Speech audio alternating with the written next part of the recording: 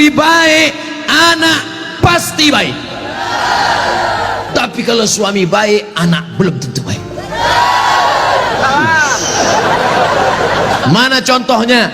Nabi Nuh alaihi salam. Nabi Nuh itu baik apa enggak baik? Baik, tapi anaknya anak durhaka, namanya Kan'an, gara-gara istrinya tidak baik. Makanya bapak, kalau istri bapak tidak baik, oh, inilah. Kalau dia tidak baik, belajar kepada ibu-ibu di kota Waringin Barat yang sudah baik, bah. Ajak kursus kemarin. Ini orang baik-baik semua ini. Suaminya tidak baik, namanya Azar, tapi anaknya justru jadi orang baik. Siapa anaknya? Ibrahim. Ibrahim itu bapaknya tidak baik, tapi emaknya perempuan yang baik. Akhirnya apa yang terjadi? Anaknya menjadi anak yang baik. Anak yang baik. Makanya ibu, kalau ada suami ibu yang agak-agak seperti Fir'aun, sabar-sabar. Sabar. Pulang dari sini, bang, insya Allah aku tetap sabar bersamamu, bang, sampai kau ditenggelamkan di Laut Merah, bang. Karena kata Ustaz Somad tadi, insya Allah anakku akan menjadi baik. Suami ibu boleh jadi tak baik, boleh jadi dia perampok, boleh jadi pecandu narkoba, boleh jadi dia sakau, tapi ibu masih ada satu harapan. Anak yang ibu kandung, anak yang ibu didik, anak yang ibu berikan akhlakul karimah, dialah yang akan menjadi pelindung penaung. Di tengah malam dia akan berdoa, Rabbighfirli wali walidayya warhamhuma kama rabbayani shaghira. Maka ibu jangan berputus asa. Kadang banyak ibu-ibu ini putus asa, pulang ke rumah suami selingkuh, mabuk, langsung pergi ke kamar mandi, minum teh botol. Minum super pel, nggak mati. Seminggu setiap ngomong bubuih.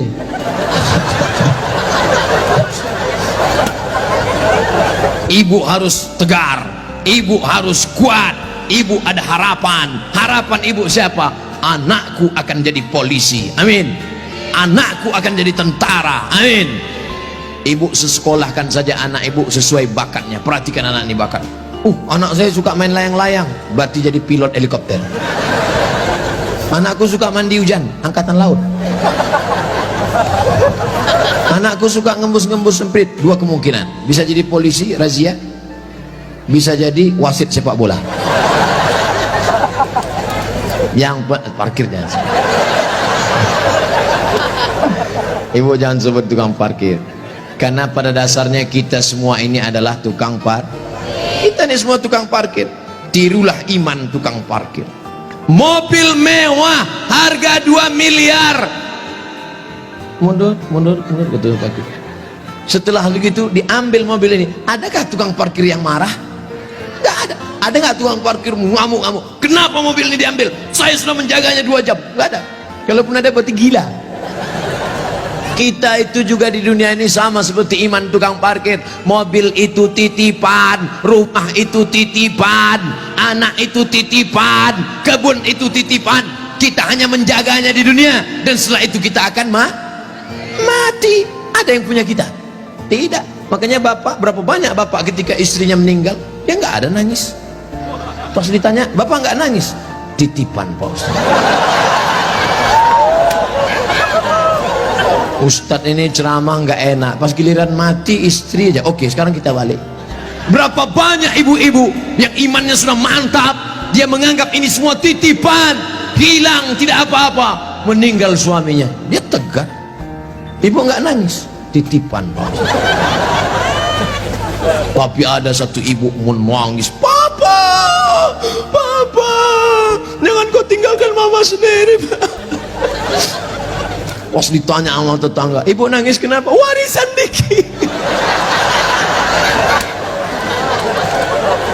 Tapi itu tidak ada di Kobar, jauh di sana, jauh di pinggiran-pinggiran Pangkalan Bun. Yang di sini semuanya baik-baik, betul? Ibu menerima mereka bukan karena hartanya, tapi karena mereka mampu membimbing ibu dan anak-anak mencari ridha Allah Subhanahu wa Ta'ala. Ibu yang malam ini datang menggendong anak, ibu yang malam ini datang menyusukan anak, insya Allah anak itu yang nanti akan menjadi pemimpin bangsa di masa depan. Makanya ibu sabar-sabar. Berapa kali ibu diusir dari majelis karena anaknya menangis. Betul, mau akad nikah, aku nikahkan engkau dengan anakku dengan mahar seperangkat alat sholat.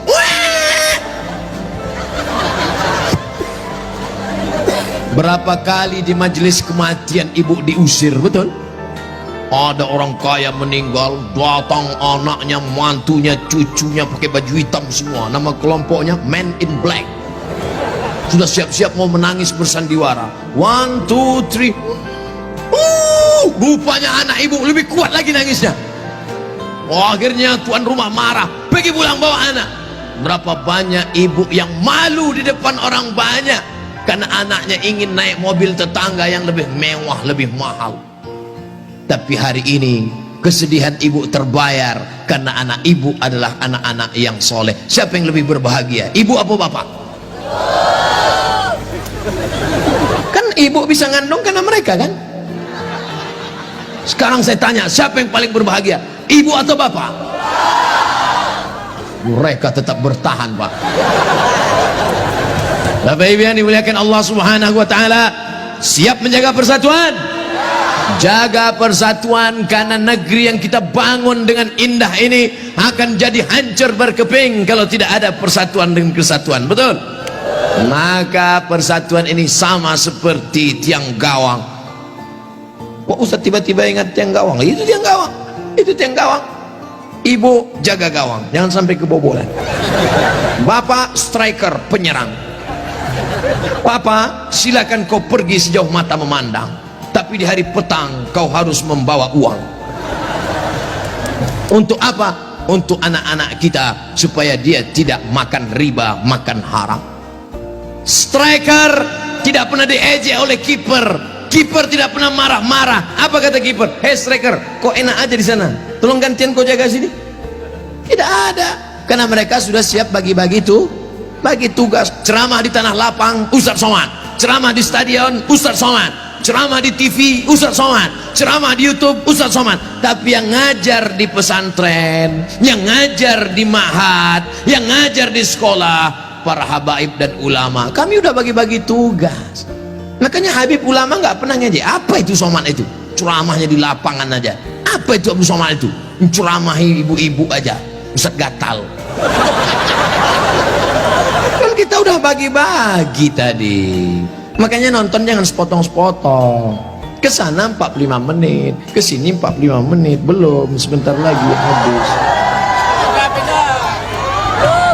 Masya Allah, tabarakallah, masih lama rupanya. Saudara yang dimuliakan Allah Subhanahu wa taala, di tempat laki-laki Abdul Somad bicara 3. Pertama, jaga persatuan kesatuan. Yang kedua, ramaikan masjid dengan sholat berjamaah. Yang ketiga, makmurkan masjid dengan belajar agama, fikih, hadis, tafsir. Siap mengamalkan yang 3? Yang perempuan, yang pertama, ibu jangan sedih, ibu jangan depresi, hadapi masa depan, didik anak-anak menjadi anak-anak yang soleh dan solehah. Ada pondok pesantren di Kobar, tamat SD. Sebelum SD jangan sedih, kasihan, ingusnya 12. Kalau 11 itu biasa, bengkok, belum sampai hati. Ustaz Somad dulu pesantren, saya masuk pesantren taman SMP, kegedean. Yang paling bagus taman SD, masuk pesantren. Siap memasukkan anak ke pesantren taman SD? Janji? Ibu ingat, ibu punya uang banyak, belikan dia gadget, belikan dia motor, belikan dia mobil. Dia kaya, dia banyak uang, dia ganteng, dia cantik, tapi dia sakau, gemetar, sakit, gak ada gunanya. Makanya benteng terakhir menjaga anak-anak kita adalah pondok pesantren. Tapi pesantren ini kadang-kadang nasib bak kerakap tumbuh di batu, hidup segan mati tak mau. Santrinya 1000, WC-nya 10. Ngantrilah santri-santri, wajahnya biru, menahan serangan. Maka ceramah saya di Palembang, Ustadz Abdul Somad saksikan hari ini sumbangan 52 unit. 52 unit apa Kiai? WC. Mantap, bagus, itu yang perlu. Maka yang kaya-kaya datang besok pondok pesantren. Nggak ada gunanya pengajian banyak-banyak. Mubazir, innal mubazirina kanu ikhwana syayatin. Orang mubazir saudara setan. Kalau ada orang kaya tidak peduli pesantren, kalau ada orang hebat pejabat tidak peduli pendidikan agama, mubazir. Setan tidak menggoda dia lagi. Pas setan menggoda, ayo masuk neraka, kata setan sendiri, nggak usah bro, dia saudara kita. Hai bro. Oleh sebab itu maka pertama yang ingin disampaikan Abdul Somad khusus kepada ibu-ibu, jangan pernah bersedih hati. Masa depanmu ada pada anak-anak, tataplah mereka masa depan, tapi tentu dengan bahasa ibu. Bahasa ibu paling ngerti dengan anak. Jangan pulang dari sini anaknya dikumpul semua, assalamualaikum, nggak mesti diceramah. Ibu usap kepalanya, ibu tiup-tiup, kau akan menjadi pemimpin masa depan nak. Doa ibu luar biasa. Ibu kalau marah sama dia jangan panggil dia setan. Setan, tuyul, jangan panggil dia. Calon bupati kota Waringin Barat, gitu cara manggilnya. Calon anggota DPD, gitu. Insya Allah dia jadi nanti, insya Allah, amin. Karena ibu mulutnya luar biasa, berbisa bu. Ibu ngomong salah saja diaminkan malaikat. Maka jangan pernah bicara yang tidak baik, bicara yang baik-baik. Sampai ada seorang laki-laki di zaman Bani Israel sebelum Nabi Muhammad SAW, namanya Juraij. Siapa namanya? Juraij. Ada orang Pangkalan Bun namanya Juraij? Belum ada. Nah, ibu yang hamil-hamil nanti kasih nama anak Juraij. Hai Juraij. Kepala sekolah salah tulis George. Ibunya lewat di depan tempat ibadah Juraij. Apa kata ibunya? Ya Juraij. Juraij merasa Tuhan lebih mulia. Aku tidak perlu menyambut panggilan anak. Aku tidak perlu menyambut panggilan ibuku. Dipanggil kedua kali, ya Juraij. Juraij mengatakan, Tuhan lebih mulia, ngapain aku menyambut ibuku? Panggilan yang ketiga, ya Juraij. Anaknya tidak menyahut juga. Akhirnya tercetus dari mulut ibunya. Apa kata ibunya? Allahumma la tumithu hatta turihi wujuhal mumisat. Jangan matikan Juraij sebelum matanya melihat wanita tuna susila. Mohon maaf, perempuan tidak baik, PSK, WTS, entah apa lagi namanya, dikabulkan Allah. Tidak lama setelah itu ternyata ada seorang perempuan pengembala kambing, hamil, bukan kenyang, hamil, ditangkap, ditanya, hei perempuan, siapa suamimu? Siapa yang menghamilimu? Perempuan itu menjawab, Juraij. Yang menghamili saya adalah Juraij. Kira-kira masuk akal nggak Juraij menghamili perempuan yang nakal ini? Tidak, bukan dia, tapi fitnah. Dipertemukan Juraij dengan perempuan nakal. Rupanya Allah hanya ingin mengabulkan doa si ibu. Kata si ibu, jangan matikan Juraij sebelum matanya melihat wanita tuna. Akhirnya matanya memang betul-betul melihat wanita tuna susila. Melihat, padahal tidak mungkin ahli ibadah ketemu dengan wanita tuna susila. Kalau Satpol PP ketemu wanita susila memang bisa. Razia maksudnya, mohon maaf kalau Satpol PP. Ini Juraij, orang soleh, akhirnya ketemu, mengaku, siapa yang menghamilmu? Ini Juraij. Ditangkap Juraij, difitnah Juraij. Ternyata kau jahat Juraij, kerjamu ibadah, rupanya pekerjaanmu di balik ini semua menodai pengembala kambing. Dihancurkan tempat ibadahnya, hancur berkeping. Kata Juraij, jangan bunuh aku sebelum anak ini lahir. Setelah anak itu lahir, ditusuk Juraij pakai pusar, pakai telunjuknya, tusuk. Juraij bertanya kepada anak yang baru lahir itu, who is your father? Itu bahasa Pangkalan Bun. Siapa bapakmu? Anak itu menjawab, Ra'il Ghanam, cowboy. Bapak saya adalah pengembala kambing. Akhirnya mereka cium kaki Juraij, mereka bangunkan tempat ibadah Juraij dari emas. Juraij tersenyum. Ini skenario Allah hanya ingin menunjukkan betapa makbulnya doa seorang. Kira-kira ibu bisa nggak menceritakan itu ke anak cucu ibu nanti? Nggak usah dihafal, hidupkan aja MP3-nya. Cari nanti Abdul Somad Pangkalan Bun, Abdul Somad Official, subscribe, like, and share. Anakku, kau jangan melawan ibu nak, karena kalau ku katakan kau jadi katak, kau langsung jadi hantu. Nih ceramah Ustadz Somad tadi malam, dengar baik-baik.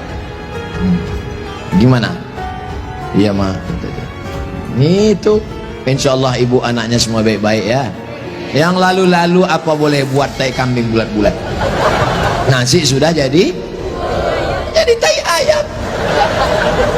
Nasi tidak bisa kita rubah lagi, Bu. Tapi yang akan datang kita perbaiki. Cucu-cucu yang sudah lahir, sudah besar, nggak bisa lagi. Tapi ibu punya anak perempuan, kasih tahu sama anak perempuan ibu, kamu kalau hamil banyak-banyak baca sholawat. Kalau hamil kata kiai, kata Habib, banyak-banyak baca surat Yusuf nak. Tapi dia salah sangka, disangkanya kalau baca surat Yusuf anaknya ganteng macam Nabi Yusuf. Pas lahir hitam pesek pendek. Wah kiai, Habib, kenapa anak saya begini? Kiai sama Habib nggak marah, mereka nggak pernah marah. Kenapa anak saya begini? Saya susah baca surat Yusuf. Kenapa anak saya nggak ganteng seperti Nabi Yusuf? Sama suami ente mana? Ini suami saya sama kan?